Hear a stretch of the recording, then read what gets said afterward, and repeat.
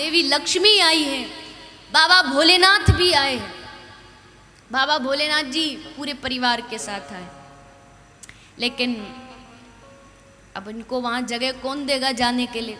इतनी भीड़ भाड़ में कोई नहीं देखता कौन वीआईपी है कौन नहीं है, सबको ही लगता हम ही आगे बढ़े। दर्शन नहीं करने दिया। बाबा जी ने सोचा अब तो दर्शन नहीं हुआ, चलो कोई बात नहीं, दोबारा दर्शन करने आएंगे। तो बाबा भोलेनाथ दोबारा दर्शन करने आए। कब? जब भगवान 4 दिन के थे। बड़ा अद्भुत वर्णन है, ध्यान से सुनिएगा। आज ठाकुर जी 4 दिन के हैं, 4 दिन का लाला है, बड़ा सुंदर रूप है। भोलेनाथ जी पहुंच गए। आकर के मैया के द्वार पर सबसे पहले कैलाश से निकले हैं बाबा भोलेनाथ। कैलाश से निकल ही रहे थे कि इतने में ही पार्वती जी ने आवाज दिया, अरे अजी कहाँ जा रहे हो? माताओं बहनों का ये थोड़ा सा स्वभाव होता है, जब पतिदेव किसी काम से बाहर निकले ना तो भले बात नहीं करेंगे, लेकिन जब निकलने ही वाले होंगे तब जरूर कहेंगे, अजी जा रहे हो? अच्छा आते टाइम 2 किलो आलू ले आना। तो चलते टाइम मैया टोकती जरूर है। तो भोलेनाथ जी बोले कहीं नहीं, वो क्या है ना, लाला का जन्म हुआ है नंद महल, तो उनके दर्शन करने जा रहा हूं। पार्वती जी बोले ऐसे दर्शन करने जा रहे हो? रूप देखा अपना, कोई घुसने नहीं देगा। नंद बाबा की सिक्योरिटी बड़ी टाइट रहती है, आपको मालूम है, वहां कोई घुस नहीं सकता बिना आज्ञा को। ऐसे रूप से आपको कोई घुसने देगा वो तो भला हो जो ब्याह पे आप ऐसे आए हो, मेरे माता पिता ने आपको ऐसे ही ब्याह दिया।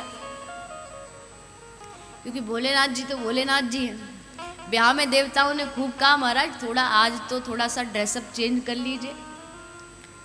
बोलते ऐसे कैसे कर लेंगे? किसी को अपनी छोरी देनी हो तो ऐसे ही दो जैसे हम हैं, हम किसी के लिए नहीं बदलने वाले। वही सांप सब पूरे गले में लटकाए। बोले महाराज कम से कम घोड़े पे तो बैठ जाओ, और कुछ नहीं तो कम से कम घोड़े पे बैठ जाओ। बाबा भोलेनाथ कहते हैं हमको घोड़े वोड़े की जरूरत नहीं, हमारा नंदी है, यही हमारा साथी और यही अंत तक साथ देगा, हम तो इसी पे बैठ के जाएंगे। नंदी पे बैठ गए, और नंदी पे भी बैठे उल्टा मुंह करके, इधर की तरफ मुंह करके, और बारात लेके जा रहे हैं। अब देवताओं ने सोचा कि अजीब, ये तो शंभू हैं, इनको तो ना सम्मान से मतलब ना अपमान से, लेकिन अपमान तो हमारा होगा कि देखो देवता किसकी बारात में आए। इसलिए देवताओं ने क्या किया, बोले ये पीछे आते रहेंगे, हम सब पहले पहुंच जाते हैं। और दूल्हा को छोड़ के ही सारी बारात आगे बढ़ गई। अब बाबा भोलेनाथ ने देखा ये तो छोड़ के चले गए हमको, अब हमारी बारात का क्या होगा?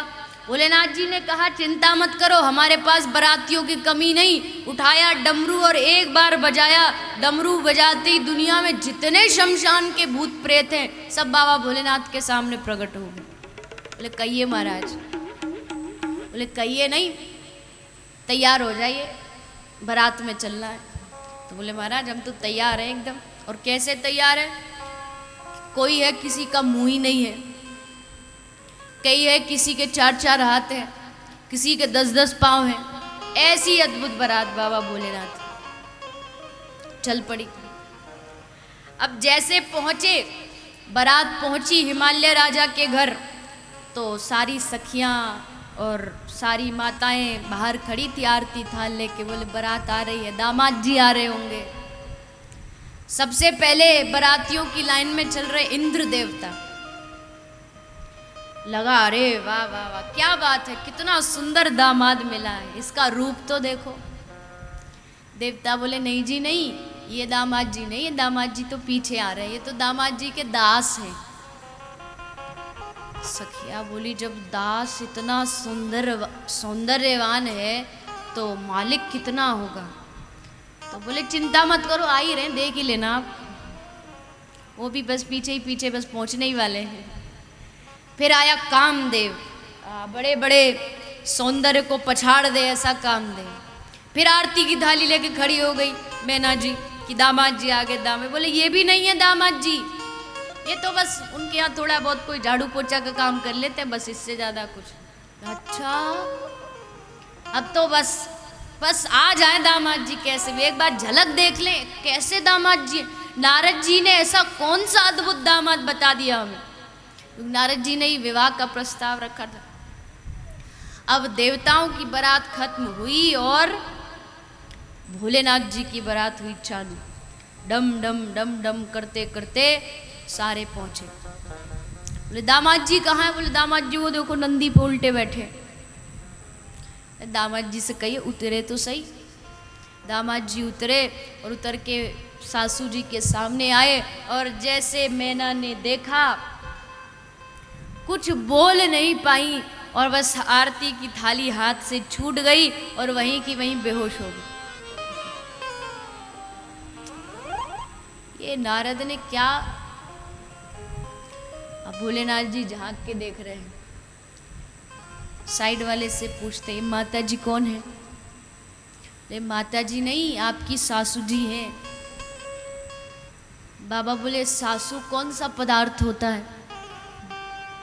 ले बाबा पूछो मत, बड़ा अद्भुत पदार्थ होता, आपको इन्हीं से लेना देना है, आगे यही अपनी छोरी देंगे। अपने ब्याह में ये नहीं बदले। पार्वती जी कह रही हैं आज जब मिलने जा रहे हो ठाकुर जी से तो आज तो कम से कम अपना रूप बदलो। बाबा को लगा कि बात तो ठीक कह रही है पार्वती, क्या पता कोई घुसने दे नहीं घुसने दे। बाबा ने तुरंत कपड़े बदले, धोती पहनी, पगड़ी बांधी, गले में मोतियों की माला पहनी। चलने ही वाले थे कि तभी अपने गले से नाग उतार रहे थे, तभी एक नाग फुसफुसा के हाथ जोड़ करके कहता बाबा जी एक प्रार्थना है, कहूँ अगर आपकी आज्ञा हो तो। बाबा जी बोले हाँ बिल्कुल कहिए, क्यों नहीं। बाबा जी छोटी मुंह बड़ी बात है, लेकिन देखो हमने एक बात सुनी है संतों के मुख से कि जब भगवान के सामने जाओ ना भगवान का दर्शन करने तो दिखावा नहीं करना चाहिए, जैसे आप हो वैसे ही जाना चाहिए। और हो कुछ और बन के कुछ और जाओगे तो महाराज उससे तो कोई लाभ नहीं है। बाबा भोलेनाथ बोले वाह मेरे बेटे, ये तू ही मेरा सच्चा साथी और मैं तुझे ही छोड़ के जा रहा हूँ, ऐसे कैसे जा सकता हूँ। बोले बिल्कुल नहीं बिल्कुल नहीं। ये तो पार्वती की बातों में फंस गया। तुरंत अपने वो कपड़े उतारे और वही भस्म लगा के मुंडों की माला पहन के और बाबा एकदम तैयार। अब तो यही रूप में जाएंगे, दर्शन करा दे तो करा दे, नहीं कराए तो वो जाने। और लेके अपना त्रिशूल बाबा भोलेनाथ आ गए मैया के घर और आकर के जोर जोर से आवाज लगाई अलख निरंजन अलख निरंजन, अरियो मैया दरवाजा खोल दरवाजा खोल। मैया को लगा कोई द्वार पर साधु आए। गोपी को कहा, दासी को कहा, अरे जरा जाइयो देखियो कौन बाबा जी आयो द्वार पे। गोपी दौड़ के गई, जाके देखा, बोला मैया ये कैसो बाबा जी आयो, ना भूतो ना भविष्यति, ना कभी देखियो होगो मैया तेने ना कभी देखेगी। ऐसो कौन सो बाबा जी आगो। बोले मैया तू ही चली जा। मैया बड़े भाव से गई, द्वार पर संत आए घर में तो इससे बड़ा क्या हो सकता। मैया पहुंच गई और जैसे मैया बाहर गई बाबा का दर्शन किया, बस मैया खड़ी खड़ी कांप रही है। बोले बाबा जी कहाँ ते पधारे हो? बोले मैया बड़ी दूर ते आए हैं, हिमालय की गुफा में ते आए हैं। अच्छा बाबा जी कहाँ लोगे? भोजन पाओगे कि सोना लोगे कि चांदी लोगे, कहाँ लोगे? बोली अरे मैया तो को हमारे स्वरूप पे देख के लग रहे हो कि हमको सोने चांदी की जरूरत है। अरे मैया हमको सोने चांदी की आवश्यकता नहीं, तो फिर बाबा कहाँ चाहिए? ले मैया मैं तो बड़ी दूर से तेरे लाला को दर्शन करने आयो, मैं तेरे हमने सुनो है तेरे घर लाला भयो है, एक बार वाको हमको दर्शन करवा दे। भैया ने कही कहा बाबा आपके कहियो कहाँ मांगने आयो तू? बोले मैया मांग नहीं रहे हो, तेरे लाला के दर्शन की इच्छा लेके आए। मैया बोली बाबा देख तू जो कहेगो मैं तो को दे दूंगी, तू कहेगो मोकू मैया एक बड़ो महल दे दे तो बाबा महल भी दे दूंगी, पर अपने छोरा के दर्शन नहीं करवाऊंगी। बाबा बोले नहीं कराएगी, क्यों नहीं कराएगी? मैया बोली बाबा तेने अपनो रूप देखो है, तेरे रूप पे देख के मो 80 बरस की बूढ़ी डोकरी है, डर लग रहे हो है तो मेरे 4 दिन के छोरा की क्या हालत होगी। इतनो छोटो सो लाला और तेरे सामने लाऊं, कहा पतो तेरे गले में ते कोई सांप सपूरो उतर के मेरे छोरा पे चढ़ गयो तो। अरे मैया तू नहीं जाने, तेरो छोरा ऐसो वैसो नहीं है, सांपन ते नहीं डर पे वो। अरे मैया वो तो सांप पे सोवे है। और कहा बताऊं मैया, आगे भविष्य में चल के तो वो 100 बनवारे सांप के ऊपर नाचेगो। सांप तो वाके वश में रहे। मैया बोली बाबा मेरो छोरा जो है ना ग्वारिया को छोरा है, सपेरा को छोरा नहीं है कि सांपन पे नाचे वो। और वैसे भी बाबा है सके तेरे जहाँ तू आयो है, जहाँ लाला ते मिलने आयो है, शायद तू गलत एड्रेस पे आ गयो, कहीं और जानो चाहिए तो। क्योंकि मेरे घर में जो लाला रहे ना वो सांप वापन ते नहीं खेले, वो तो 4 दिन को लाला है। भूख लगे तो रोवे, हंसे, बात करे, तो बाबा लगे तू गलत जगह आ गए। बाबा बोले नारी मैया मैं गलत जगह नहीं आयो, एकदम सही जगह आयो, तेरे लाला के दर्शन करने आयो हूँ। मैया बोली या ब्रज में बहुत लाला है, जा काई के भी दर्शन कर ले। बाबा बोले ना दर्शन तो तेरे ही लाला के करूँगा। मैया बोली देख बाबा तू हमको जाने नहीं है, हम बड़ी हटीली अम्मा हैं, एक बार अगर जिद कर ली ना तो फिर हमारी बात से हम हटेंगी नहीं। बाबा बोले तो मैया तू भी हमको नहीं जाने, हम भी बड़े हटीले बाबा हैं, एक बार तेरे आंगन में धूनी रमा के बैठ गए ना तो सब दास दासियों को भी लगा दे तो भी हटेंगे नहीं। मैया यशोदा बोली बाबा तू धूनी रमा च धूना रमा, मैं तो को दर्शन नहीं करवाऊंगी। बाबा बोले कब तक नहीं कराएगी, कभी तो अपने छोरा को बाहर लेके आएगी दरवाजे पे ते तब देख लूंगो। मैया बोली मेरे घर में एक नहीं कितने दरवाजे हैं, कितने द्वार हैं, कहीं ते भी ले जाऊंगी, पर जहां तू बैठे होगो वहां ते नहीं लेके जाऊंगी। बाबा बोले अपने छोरा को खेलवे तो बाहर भेजेगी? बोले नहीं भेजूंगी, या के ग्वाल वालन को घरन में ही बुला लूंगी, पर तो दर्शन नहीं कराऊंगी। बाबा बोले अपने छोरा को ब्याह तो करेगी, ब्याह करेगी, छोरा घोड़ी पे तो चढ़ेगो, तब तो बाहर निकालेगी घर से, तब दर्शन कर लूंगो। मैया बोली छोरा क्वारो रख लूंगी, पर तो दर्शन नहीं कराऊंगी। बाबा बोले बड़ी हटीली अम्मा है यू, हम तो सोचे हम ही हैं जो कछे, पर ये तो हमारी गुरु है। अच्छो तो मैं हम भी यहीं बैठे, जब तक दर्शन नहीं कराएगी हटेंगे नहीं, अंतिम सांस तक मर जाएंगे पर यहाँ से हटेंगे नहीं। मैया बोली बैठो रे, मैं अपनो काम धंधो संभालू, और मैया भीतर चली। भोलेनाथ जी ने सोचा कि ये तो गड़बड़ है, मैया तो पूरी एकदम पूरे रोल में है, ये तो दर्शन नहीं कराएगी। फिर सोचा कि चलो जिनसे मिलने आए हैं थोड़ा सा उनसे भी तो अप्रोच लगा लें, कुछ क्या पता काम ही बन जाए। भोलेनाथ जी मन ही मन ठाकुर जी को कहते अरे प्रभु ये कोई बात हुई, हम इतने दूर से आपका दर्शन करने और आप भीतर झुक के बैठ गए, अरे कुछ लीला करके कुछ एक बार कुछ करो ना। अब बेचारे ठाकुर जी बीच में फंस गए, एक तरफ मैया एक तरफ बाबा, किसकी माने। लेकिन बाबा अरे बाबा अगर दर्शन करना है तो कुछ दिन बाद आ जाते, हमको थोड़ा बड़ा हो जाने देते, कुछ बोलते, हम अपने पाँव से चल के बाहर आ जाते, अब तो 4 दिन के कुछ कर भी नहीं सकते रोने के अलावा। बोले हाँ प्रभु बस यही कर दो, यही करो, यही नाटक आपका सबसे बढ़िया रहेगा।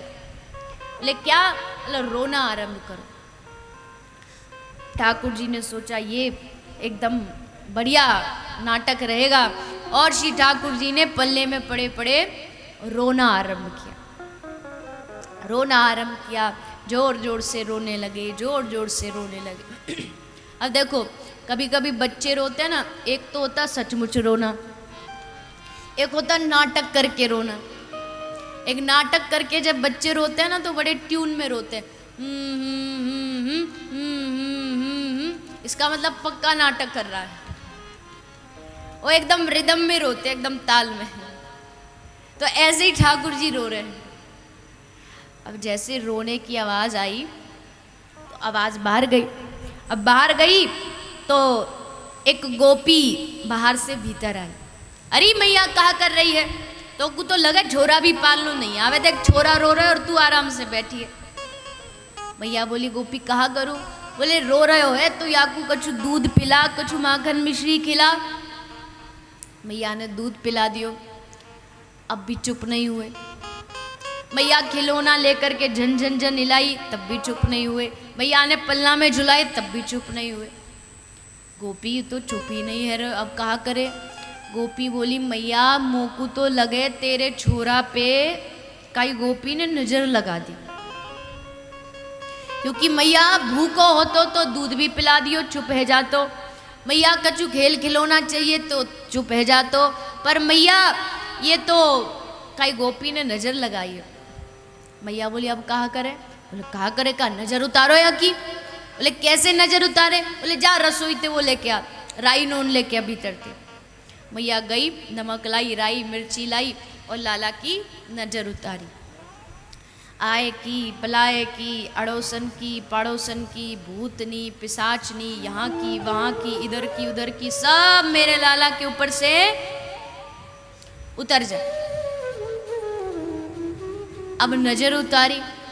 अब नजर उतारने के बाद तो कान्हा कम रोने चाहिए, पर ये और उल्टा डबल हो गए और जोर जोर से रोने लगे। गोपी अब कहा करे, ये तो अब भी चुप नहीं हुए।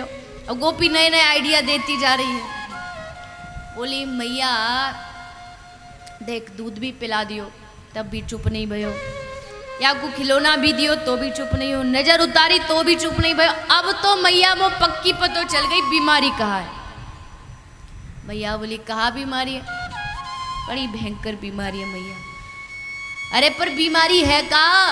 बोले मैया मोकू तो समझ आ गई या के ऊपर कोई भूतनी चढ़ गई। और मैया अब आप भूतनी को उतारवे के खातिर जब तक प्रयास नहीं करोगी तब तक ये छोरा चुप नहीं होगा। अरे गोपी भूतनी चढ़ गई है तो भूतनी कैसे उतरेगी? बोले मैं थोड़ी उतारूंगी, वाकई नहीं, तो कोई बाबा जी कोई तंत्र मंत्र जानने वालों कोई बुलाना पड़ेगा, वो भूत उतारेगा। तो गोपी अब कौन को बुला के लाए? मैं तो काय को जानू नहीं हूँ, भूत प्रेत मो तो पतो भी नहीं कैसे रहे। गोपी बोले मैया टेंशन मतलब मैं हूं ना, अभी काय को बुला के लाती हूँ। तुरंत घर से निकली थी कि दरवाजे पर बाबा भोलेनाथ दूना रमा के बैठे। गोपी ने देखी, नजदीक गई, बाबा का रूप भी कुछ तंत्र मंत्र जैसा ही है। तो जाके पूछी बाबा एक बात बताओ, तुमको भूत उतारने आते हैं? बाबा बोले पहले ये बताओ किसको चढ़े हैं, उस पर डिपेंड करता है। बोले हमारी मैया है ना, वह को लाला है, 4 दिन को बड़े जोड़ते रो रहे हो, हमने सोची कोई भूत चढ़ रहे हैं तो भूत उतारवे वालों कोई बाबा चाहिए, तो तुम तो सीधी बात पे आओ ना, तुम बताओ तुमको आते हैं कि नहीं आते? बाबा बोले हाँ। मन में सोचा कि उधर से नाटक चालू हो चुका, अब तुम भी कर दो। बाबा जी बोले अरे गोपी क्या बात करती है तू, हमसे पूछ रही भूत उतारने आते कि नहीं आते? अरे गोपी मेरो तो नाम ही भूतनाथ है, मैंने ऐसे बड़े बड़े भूत उतारे हैं तेरे छोरा के ऊपर, इतनो कोई बड़ी बात है? अभी लेके आई चुटकी बजाएंगे और सब भूत उतर जाएंगे। गोपी राजी हो गई और खुश होती होती मैया ओ मैया बाबा जी मिल गए, भूत उतार देगो, एक मंत्र पड़ेगा और सब भूत प्रेत उतर जाएंगे। और कौन सा बाबा जी? बोले मैया कहीं जाने की भी जरूरत नहीं पड़ी, यहीं तेरे आंगन में बैठे हो। मैया बोले ले कराई काम खराब, मैं कब ते बातें लड़ रही हूँ, दर्शन नहीं कराऊंगी नहीं कराऊंगी नहीं कराऊंगी, और तू वाकू जाके क्या ही के छोरा के भूत उतार दे। तेने वाको रूप देखो है, कैसो रूप है वाको? गोपी बोली मैया तो वाके रूप ते कहा लेनो देनो, तू ला जाके लाला को लेके गोद में दूर ठाड़ी है जाइयो, नजदीक मत जाइयो, और बाबा दूर ते ही मंत्र फूंक देंगे और तेरो लाला एकदम स्वस्थ है जाए। अब तो को बाबा अपनो अहम ज्यादा प्यारो है या लाला को स्वास्थ्य ज्यादा प्यारो बता? भैया बोली मोकू तो लाला प्यारो, तो बस फिर ले अपनी गोद में लाला को और चल मेरे साथ बाहर, डर मत, दूर जाके ठाड़ी है जी। माँ यशोदा लाला को गोदी में उठाई, ऊपर से काला कपड़ा ढक दी, कहीं छोरा को बड़ी भोली है मैया, बड़ी भोली है। ढक कर के चल पड़ी, आगे बढ़ती बढ़ती डर डर के बढ़ रही है और डरती जा रही है, बढ़ती जा रही है। गोपी पीछे से मैया को आगे बढ़ा रही है। वहाँ भोलेनाथ खड़े हैं, यहाँ ठाकुर जी खड़े। और जैसे ही बाबा भोलेनाथ ने ठाकुर जी को देखा और श्री बाल कृष्ण लाल ने बाबा भोलेनाथ को देखा, और जैसे नजर से नजर दोनों की मिली, मिलते ही श्री ठाकुर जी ने रोना बंद कर दिया, एकदम रोना बंद कर दिया। मैया बोली, लगे बाबा जी जानकार तो है, इतनी दूर से ही मंत्र फूके और छोरा चुप कर दियो। अब मैया को थोड़ा सा और इच्छा जागी और नजदीक जाने की, और नजदीक चली गई, बाबा के और पास गई और पास गई। माँ यशोदा मैया से पूछ रही है, मैया बाबा को दर्शन कराती है। बाबा ने दर्शन किया, दर्शन करने के बाद बोलते हैं कि मैया तेरे छोरा के ऊपर ते भूत सब प्रेत सब उतर गए। मैया बोली, ऐसे कैसे उतर गए? जब तक या के कान में कछु मंत्र नहीं बोलोगे तो दोबारा भूत चढ़ जाएंगे, तो कान में कछु मंत्र बोलो तो सही। बाबा भोलेनाथ ने कान में मंत्र बोला, और जैसे मंत्र बोला श्री ठाकुर जी जोर जोर से खिलखिला करके हंस दिए। किसी ने पूछा ब्रजवासियों से कि भैया आप बताओ ऐसा कौन सा मंत्र बोला था कान में? तो बोले, भैया मंत्र पंत्र कुछ नहीं बोला, चाचा वृंदावन दास जी का पद है और उसमें कहा कि कान में मंत्र नहीं बोला। बाबा भोलेनाथ ने कान में एक बार श्री राधा रानी का नाम बोल दिया, और राधा बोलते ही श्री ठाकुर जी खिलखिला के हंस दिए, जोर से हंस दी। भैया बोली, हाँ बाबा जी तो बड़ा, देखो अभी तक छोरा रो रहे हो, हंसन लगे। अब मैया की इच्छा और बड़ी, अच्छो बाबा एक बात बता, भूत तो पे उतारने आवे, पर तो को हाथ देखनो आवे, भविष्य बतानो आवे? मैया ना ऐसी होती है, एक काम में 10 काम करना चाहती है। कोई एक आयोजन हो, एक कार्यक्रम हो, उसमें एकादशी का उद्यापन भी कर लेंगी, उसमें गृह प्रवेश भी कर लेंगी, एक ही काम में सब हो जाए, ऐसा कुछ महाराज मुहूर्त बता दो। तो यहाँ पूछ रही है बाबा से, बाबा अच्छा भविष्य देखना आता है? बाबा बोले, क्यों नहीं आता? किसका देखना है? बोले, लाला को देखना। बोले, वाके ताई तो लाला को मेरी गोद में देना पड़ेगा। मैया बोली, ऐसे कैसे, तेरी गोद में कैसे दे दूंगी? बाबा बोले, तो ठीक है मत दो, हम चलते हैं। बोले, ना ना ना ना बाबा रुक जा, तेरी गोद में दे दूंगी, पर देख बाबा जरा संभाल के, अपने नागन ने थोड़ा संभाल के रख, समझा के रख। बाबा ने लाला को गोदी में लिया और हाथ का दर्शन करते करते बोले, मैया, अरे यशोदा मैया, तेरे तो मैया भाग्य खुल गए, कैसो लाला पायो है तेने। मैया तो को पतो नहीं तेरो कितनो नाम रोशन करेगो। मैया तो को पतो नहीं यू बड़ो है के बहुत बड़ो राजा बनेगो। मैया बड़ो है के या के सोने के महल होंगे, और तो और मैया हजारों लाखों या के दास दासी होंगे। मैया बोली, बाबा मैंने तो को काम की बात पूछी और तू कहा उल्टी सीधी बात बता तो जा रहे हो। अरे राजा बनेगो, नाम रोशन करेगो, बड़ो होगो, महल बनाएगो, तो वो तो या के नहीं होगो, मेरे निया का होगो, मेरे निया भी तो कुछ बता। बाबा बोले, मैया तू बता, तो को तेरे निया कहा चाहिए? बोले, मो को तो बस इतना बता दे कि मेरे घर बहू कब आएगी, मेरे लाला को ब्याह कब होगा। बाबा बोले, 4 दिन को तेरा छोरा है, अभी यहाँ पे आँख खोलनी आवे नहीं और तो बहू की पड़ी है। बोले, ना ना बाबा, अब देखना यू कालो कलूटो सो है, तो सारी ब्रज की गोपी कहें कि या को कोई अपनी छोरी नहीं देगो। तो बाबा अब तू ही बता, अब छोरी नहीं, अब मैंने तो कितने सपने सजाए, बहू आएगी, मेरे पाम दबाएगी, मोकू रोज नए नए व्यंजन खवाएगी, और बाबा बताना या को ब्याह होगो भी के नहीं होगो, या के हाथ में ब्याह की रेखा है के नहीं है। बाबा ने हाथ देख करके मैया को बता रही, मैया कैसी बात करती है तू, या के हाथ में ब्याह की रेखा है कि नहीं है पूछ रही है। अरे मैया या के हाथ में इतनी लंबी ब्याह की रेखा है कि यहाँ तक नहीं समा रही। बोले मतलब मैया तेरे छोरा के 1 2 10 50 100 नहीं 16,108 ब्याह होंगे। अब जैसे मैया ने सुनी तो बस वहीं खड़ी की खड़ी। बाबा बोले कहाँ सोच रही है मैया? बोले बाबा यूँ सोच रही हूँ, अगर दिवाली वाले दिन मेरी सबरी बहू मेरे पाम छीने खट्टी आ गई तो मेरी क्या हालत होगी।